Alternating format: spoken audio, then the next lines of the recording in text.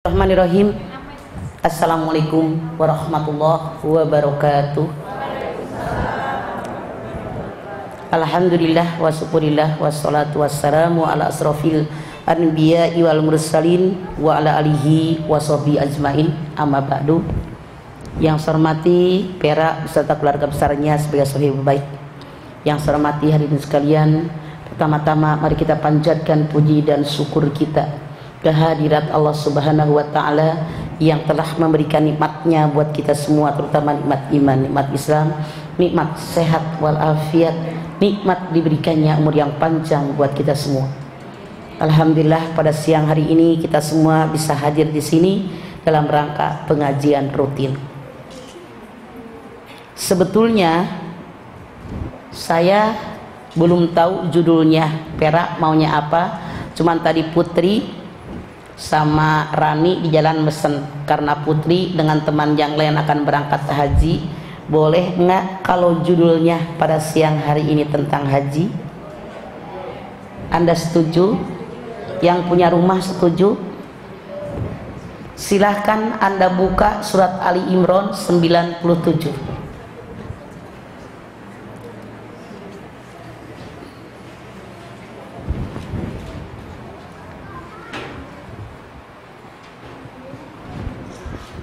Anda buka Ali Imran 97.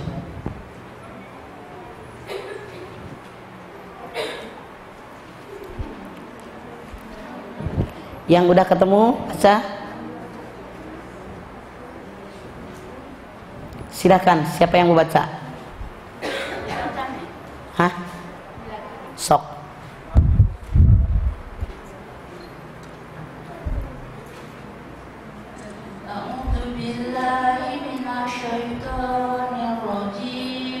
Bismillahirrahmanirrahim.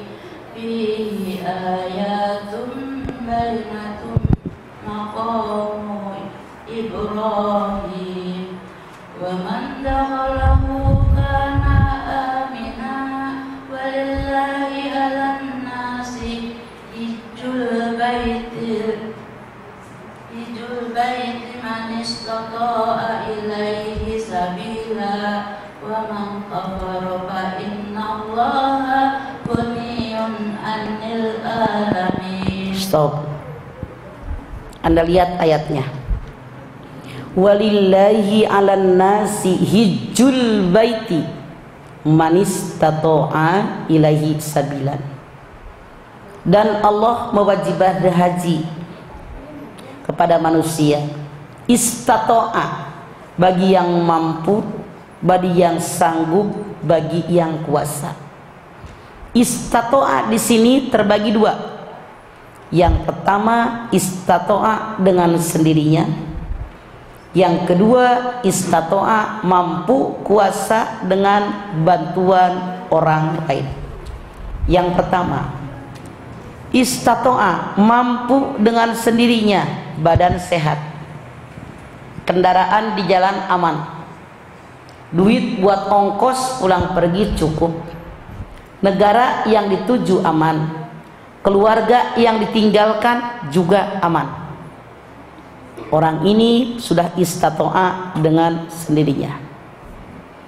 Rasul bersabda, ta'ajjalu ilal hajj fa inna ahadakum la ya'ridu lahu.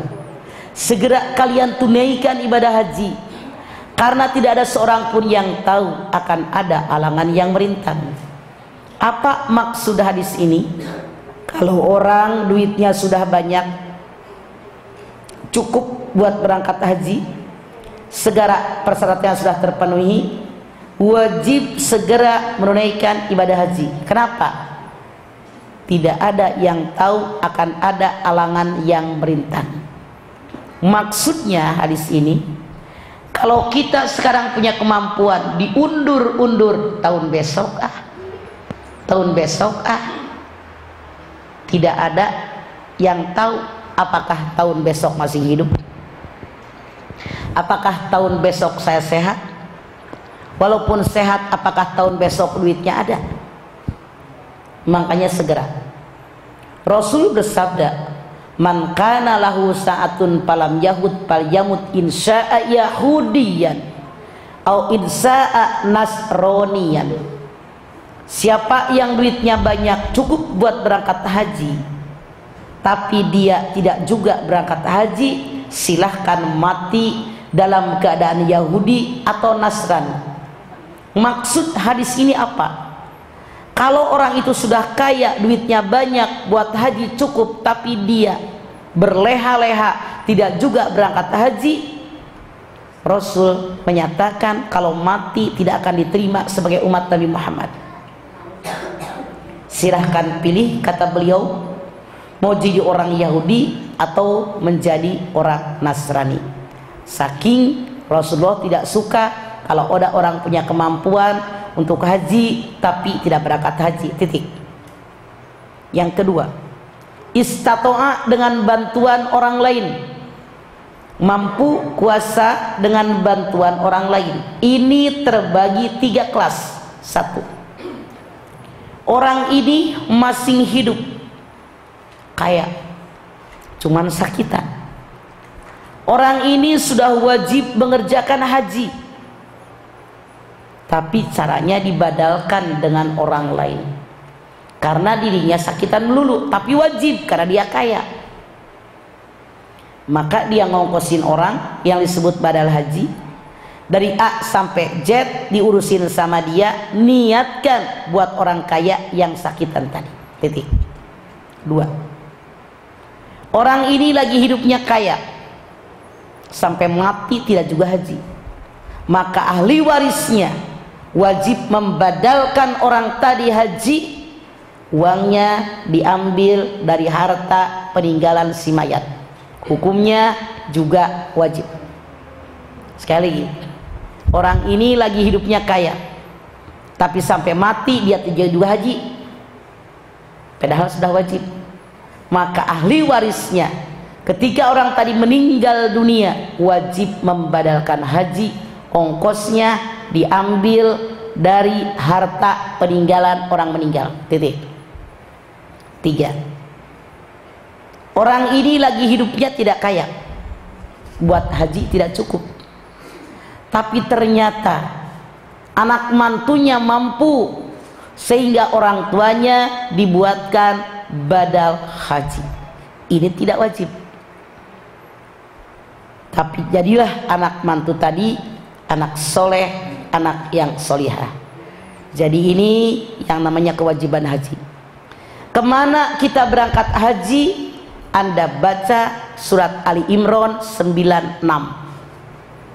Silakan baca sebelum yang tadi. Mana yang mau baca? Silakan, ngacung yang mau baca, sok.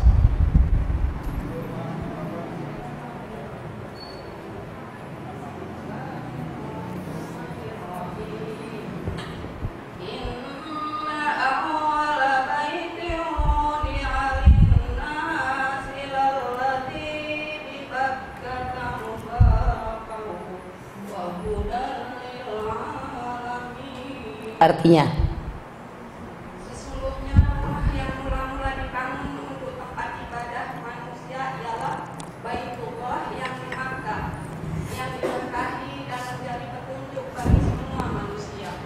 Inna awwala baiti wudi'a lin-nasi lalladzi bi Bakkata mubarakat wa hudan lil alamin. Sesungguhnya rumah ibadah yang pertama dibangun oleh Allah buat manusia di Bakkata, yang ada di kota Bakkah, diberkahi sekelilingnya, petunjuk bagi orang-orang. Anda lihat di lapisan langit yang kedua ada yang disebut dengan Baitul Ma'mur, tempat tawafnya malaikat setiap saat. Lalu Allah perintahkan malaikat membangun Ka'bah yang letaknya persis di bawah Baitul Ma'mur yang ada di kota Bakkah.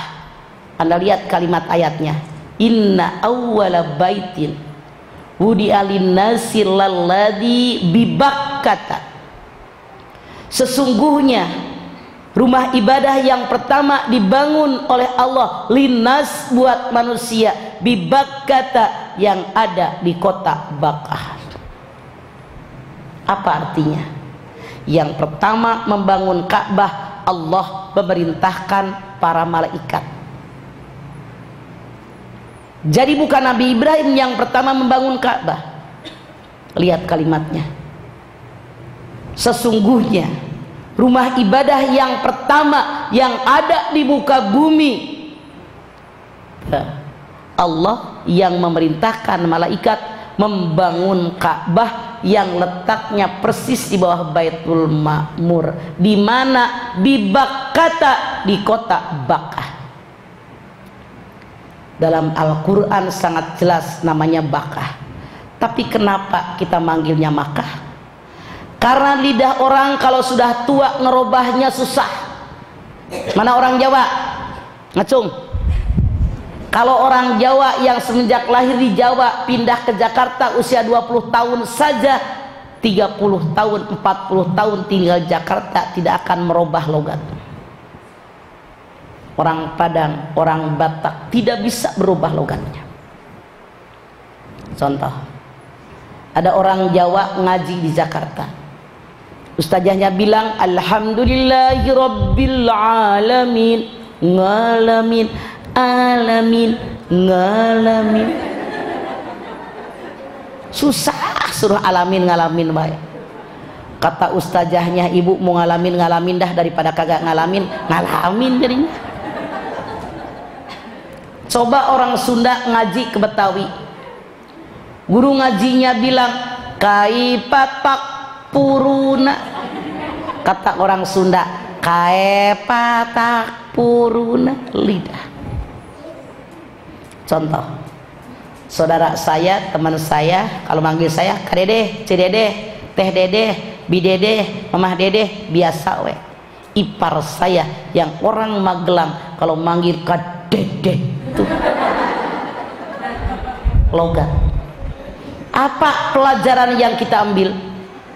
Artinya Allah mengajarkan kepada kita kalau ada orang ngomongnya salah gara-gara logat, jangan marah. Ibu maaf ya Bu, saya ngomongnya rada nyangkut. Ini nih seriawan gede banget, baru dipakein abotil barusan ya, perih itunya. Jadi ini logat mubarokat, diberkahi. Yang namanya Ka'bah Mekah itu kota yang barokah. Kalau seandainya Putri dan kawan-kawan mau berangkatnya sekarang mah udah enak banget. Kalau Anda dulu berangkat tahun 70-an, yang namanya Mekah gersang luar biasa, rumput saja tidak numbuh. Beruntung kami yang jadi mahasiswi IAIN tahun 70-an, karena dulu yang namanya pramugari Garuda itu mininya segini, kolornya itu sama dengan rok. Kalian tidak usah ketawa, saya nyata. Yang diuntungkan kita mahasiswi IAIN semua berubah menjadi pramugari haji sampai tahun 80. Bergantian kita berangkat karena Garuda punya aturan, pramugari Garuda walaupun haji tetap tidak boleh pakai baju muslim. Itu tahun 70-an, kalian belum lahir. Beruntung kita mahasiswa IAIN tuh, kita yang bergantian sampai tahun 80. Jadi pramugari haji itu Mekah sangat gersang, mubarokan, tapi diberkahi. Walaupun rumput pun tidak numbuh di Mekah, buah-buahan ngampar, sayur mayur juga ngampar, umbi-umbian juga banyak. Ini yang Allah katakan mubarokan, diberkahi. Termasuk buah delima. Kenapa saya ngomong buah delima? Karena kalau di kampung kita tetangga punya delima baru segede gini, tetangganya udah celamitan. Pok jangan kemana-manain ya, emang ngapa nuju bulanin mantu, saking koretnya nggak mau beli buah delima, minta sama tetangga. Coba Anda pergi ke Mekah, di Jeddah, di Mina, di Madinah, yang namanya buah delima gede-gede. Ada yang putih, ada yang keijo-ijoan, ada yang emping, ada yang merah, ada yang ungu. Sekilonya cuman 20 real. Kalau dihitung satuan, yang kecil 5 real, yang gede 20 real 3. Masya Allah. Kenapa saya bilang delima? Karena para suami kalau merayu istrinya, dia bilang, istriku, engkau begitu cantik, bibirmu indah seindah delima Mekkah. Jangan mau tahu dirayu laki lu kayak begitu, karena delima Mekkah jelek, ngabare bebeu. Jadi kalau anda dipuji oleh suaminya, bibirmu indah seperti delima Mekkah, artinya bibir bininya kayak sariawan seumur umur. Mubarokan, diberkahi. Sekarang ada yang bilang, bukankah yang pertama membangun Ka'bah Nabi Ibrahim? Bukan. Nabi Ibrahim bukan yang pertama membangun Ka'bah, tapi Nabi Ibrahim hanya meninggikan Ka'bah. Anda silahkan buka Al-Baqarah 127.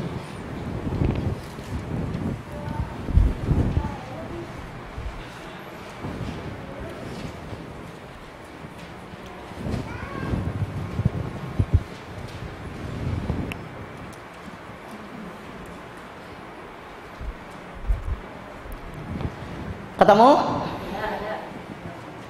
Ntar, yang belum baca, yang baca gantian.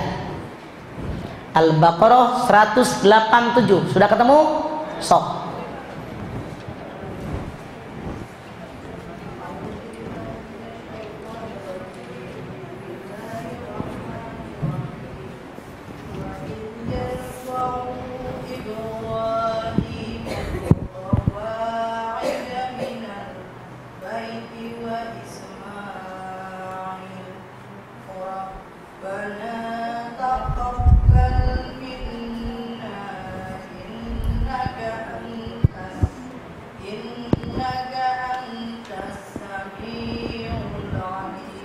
Artinya, dan ingatlah bila Ibrahim mendirikan pondasi Baitullah bersama Ismail, seraya berdoa, ya Tuhan kami, terimalah amal dari kami. Sungguh Engkaulah yang Maha mendengar, Maha melihat. wa id yarfa'u Ibrahimul qawaida minal baiti wa Ismail Rabbana taqabbal minna innaka antas samiul alim. Dan ingatlah ketika Ibrahim dengan Ismail yarfa, meninggikan Ka'bah. Anda lihat kalimatnya. Dan ingatlah ketika Ibrahim dengan Ismail meninggikan Ka'bah. Bukan membangun, tapi yarfa, meninggikan. Artinya sangat jelas buat kita, Nabi Ibrahim hanya merenovasi, bukan yang pertama membangun. Pondasinya sudah ada, cuman yarfa, meninggikan. Anda lihat kalimatnya, wa id yarfa'u Ibrahim, jelas. Dan ingatlah ketika Ibrahim meninggikan pondasi Ka'bah.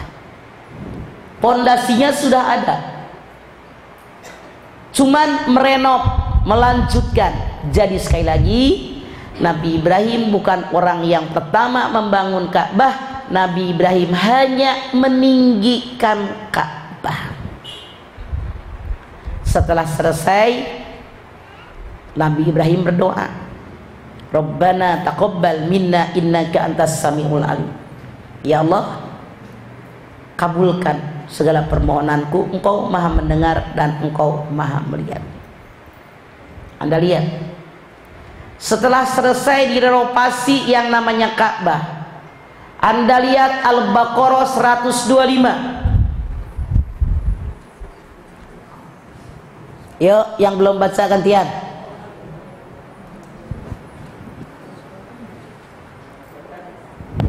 Ayo, sok baca. Ayo gantian, biar semua kebagian.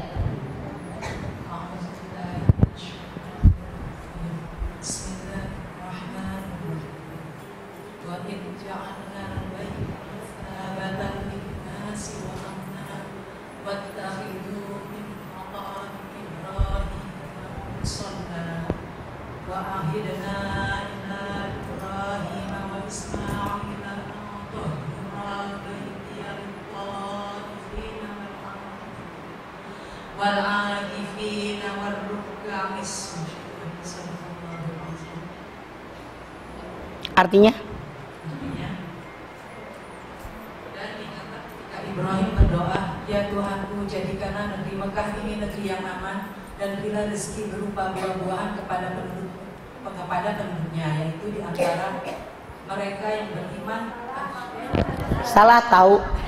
Dan ingatlah ketika kami menjadikan rumah Ka'bah tempat berkumpul dan tempat yang aman bagi manusia, dan jadikanlah makam Ibrahim itu tempat sholat.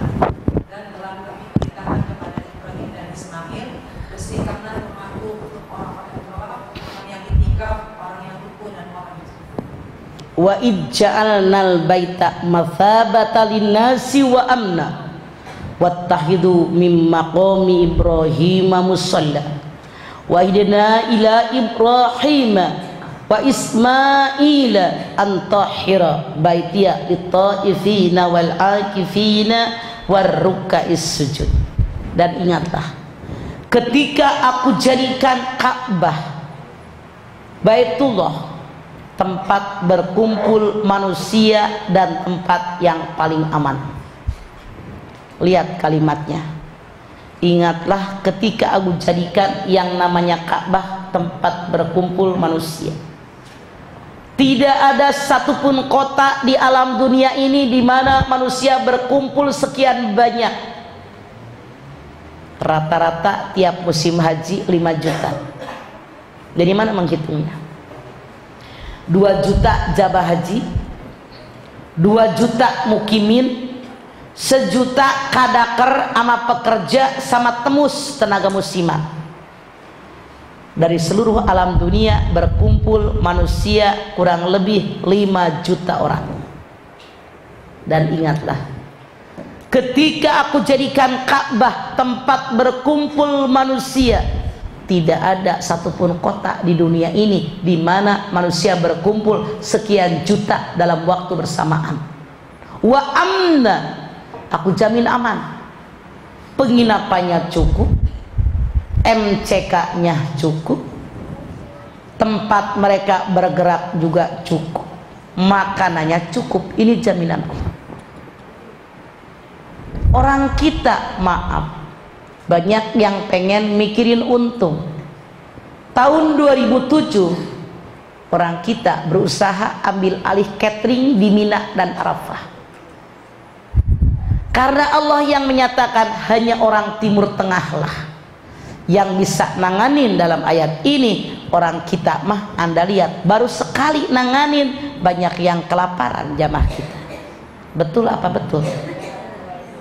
Akhirnya tahun besoknya dikembalikan ke Timur Tengah.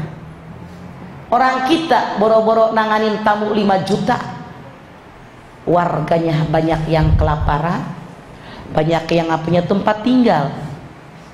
Makanya jaminan Allah hanya di Mekah, di Timur Tengah, di tempat lain nggak bisa. Wa amna, dan tempat yang aman. Lalu Allah berfirman, wattahidu mim maqami Ibrahim musalla, dan dijadikan makom Ibrahim tempat sholat. Anda lihat makom Ibrahim itu yang kada kayak kandang burung, itu kan tempat sholat. Wahidna ila Ibrahim wa Ismail. Ibu di kursi ya, ibu tolong duduknya di sini bu, ngalangin yang di belakang ibu. Ibu yang nengok di kursi. Kalau enggak tolong pindahin sebelah sini biar tidak ngalangin orang yang di belakang Anda. Di pinggir tembok ibu, tolong di yang dekat duduknya pindahin, karena menghalangi orang yang di belakang. Pindahin kursinya dekat sini aja nih, biar ibu belakang ibu tembok, jadi tidak menghalangi orang. Maaf ya bu.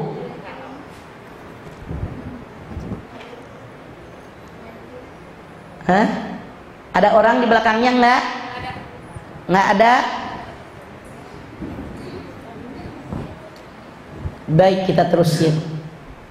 Lalu aku perintahkan kepada Ibrahim dengan Ismail untuk membersihkan Ka'bah buat orang yang tawaf, yang itikaf, yang ruku dan yang sujud, bersih lahir maupun batin. Bukan hanya disapu dipel, dibersihkan dari kesyirikan, biar tidak ada lagi berhala di tempat ini. Peristiwa ini terjadi 3.600 tahun yang lalu. Setelah Ka'bah direnovasi, ditinggikan, dibersihkan, Anda lihat surat Al-Hajj ayat 27.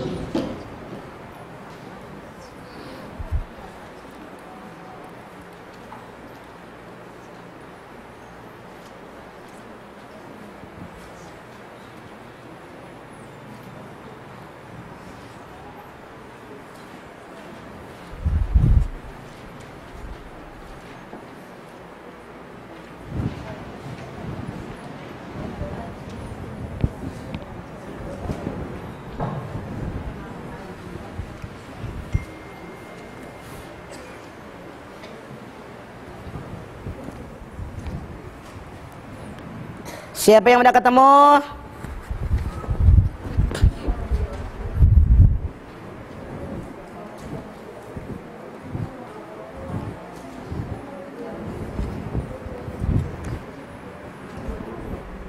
Ya.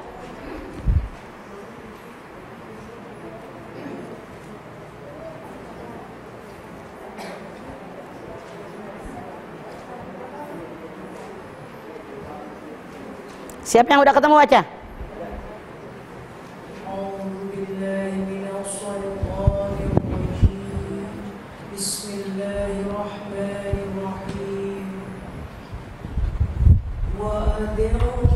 Wa'adzin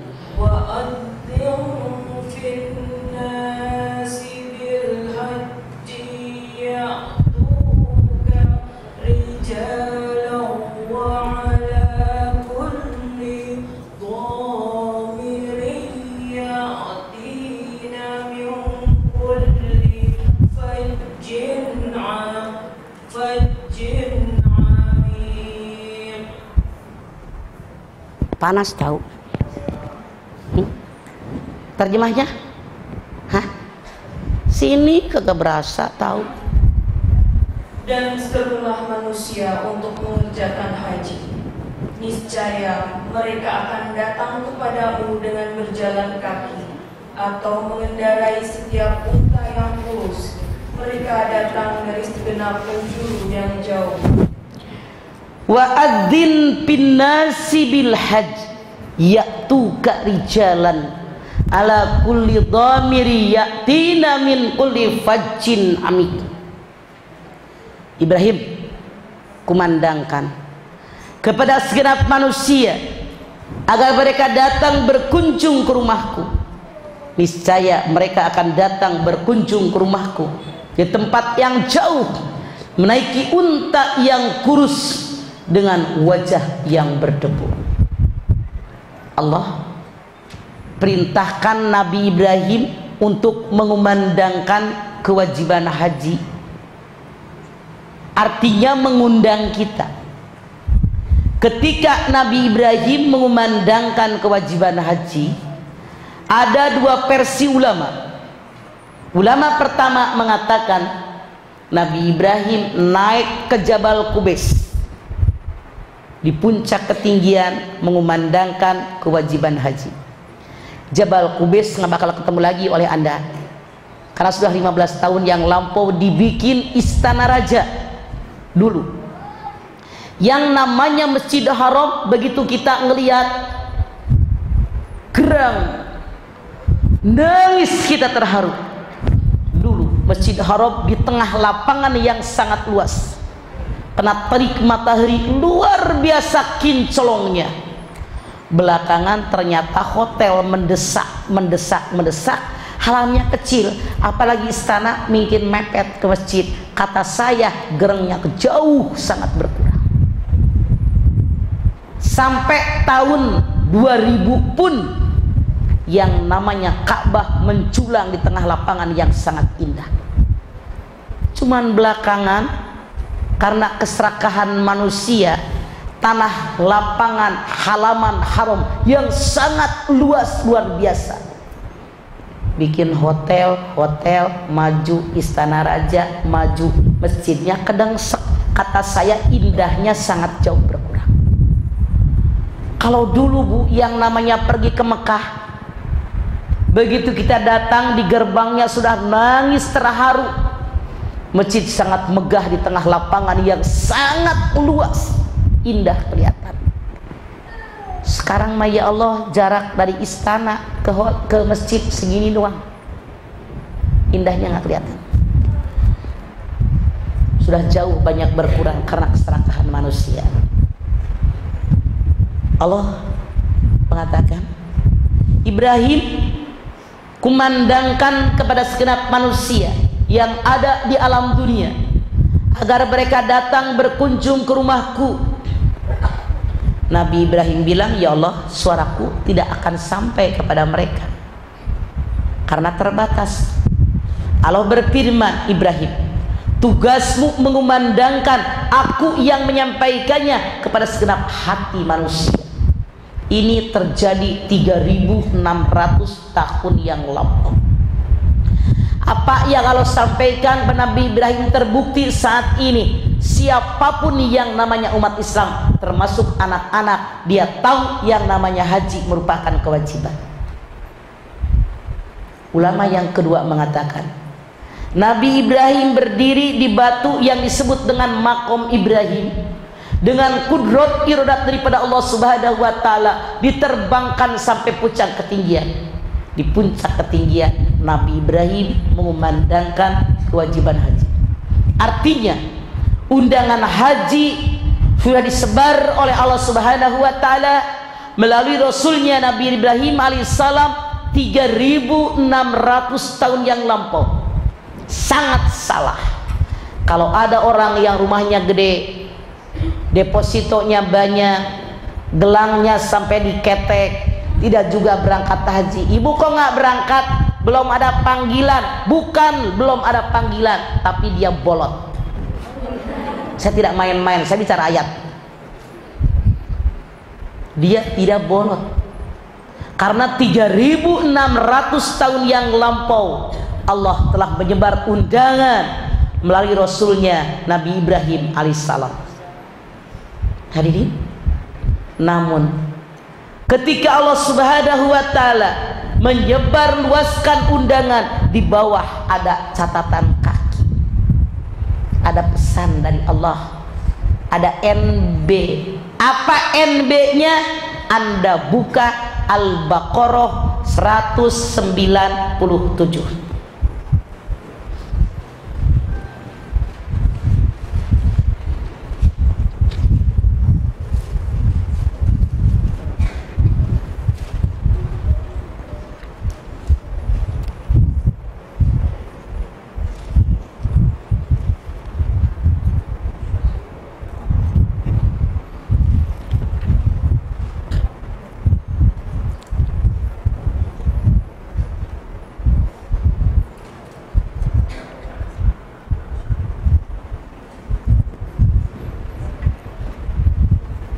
Ketemu? Siapa yang belum baca? Baca.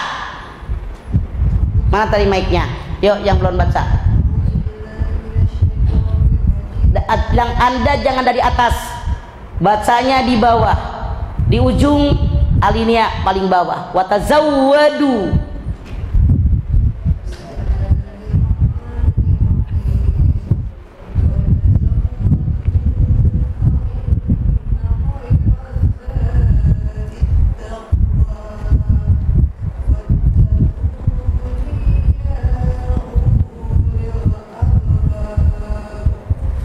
U-nya jangan panjang, walaupun ada waw itu ada kelainan.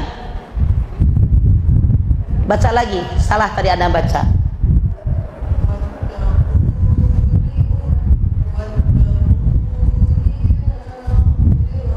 Nah begitu. Anda lihat, kalau ada kalimat ulaika alif waw, itu bukan mad tabi'i, itu bukan mad asli, itu istisna, kelainan. Kayak macam ini, ulil bukan ulil salah. Kayak ulaika, bukan ulaika salah, ulaika itu istisna, kelainan.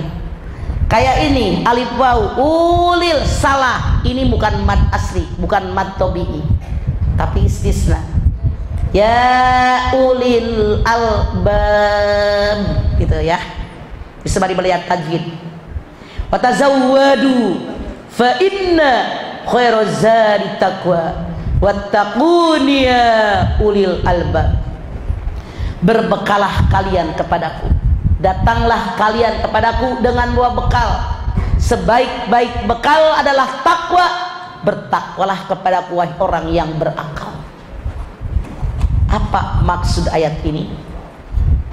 Kita datang menghadap kepada Allah, memenuhi undangan Allah. Duyupullah, duyupur rahman. Orang yang haji, orang yang umroh itu adalah tamunya Allah.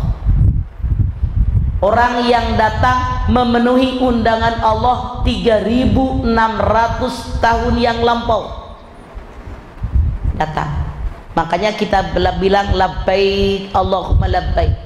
Ya Allah, aku datang memenuhi panggilanmu ya Allah. Aku datang memenuhi panggilan. Apa pesan Allah sebagai pemilik rumah buat tamunya yang datang berkunjung ke rumah Allah? Wa tazawwadu fa inna khairaz zadi taqwa wattaquni ya ulil albab. Datanglah kalian kepadaku dengan dua bekal. Sebaik-baik bekal adalah takwa. Bertakwalah kepadaku wahai orang yang punya akal. Artinya apa? Siapapun Anda, ketika Anda akan pergi ke Mekah memenuhi undangan Allah dengan haji maupun dengan umroh, yang pertama Anda bawa bekal. Caranya bagaimana? Mantapkan niat. Saya haji karena Allah, saya umrah karena Allah. Labbaik Allahumma hajjah. Aku penuhi panggilanmu ya Allah, karena aku mengerjakan haji karenamu ya Allah, bukan karena yang lain. Kenapa? Jangan Anda mengira semua orang yang berangkat haji bertemu Allah di rumahnya Allah. Tidak. Banyak orang yang berangkat haji bertemu setan di sarangnya iblis. Anda nggak percaya?